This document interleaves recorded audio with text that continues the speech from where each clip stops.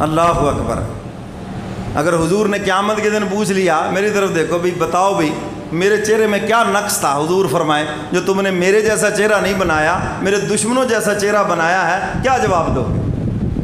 حضور کا چہرہ مبارک تو داڑھی والا ہے، قبر میں جاؤ گے حضور کا دیدار ہوگا، انشاءاللہ ہوگا، پردے ہٹا دیے جائیں اور کہا جائے گا ہاں جی حاضر رجل، کیا کہتے ہو ان کے بارے میں؟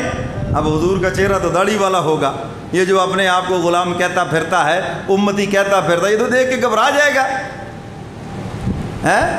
کیا منہ دکھاؤ گے اس وقت؟ اس لیے میری آپ سے گزارش ہے، آج ساری تگدو یہی ہے، فلاں کام نہ کیا تو لوگ کیا کہیں گے، فلاں کیا کہے گا، کبھی یہ بھی سوچا ہے حشر کے میدان میں حضور کیا کہیں گے، حوض کوثر پہ حضور کیا کہیں گے؟ ظالم کلمہ میرا پڑھتا رہا اور غلامی کافروں کی کرتا رہا، شکل و صورت سے بھی ان کا غلام، اندر سے بھی ان کا غلام، اور کوئی تو میری نشانی لے کے آ جاتا۔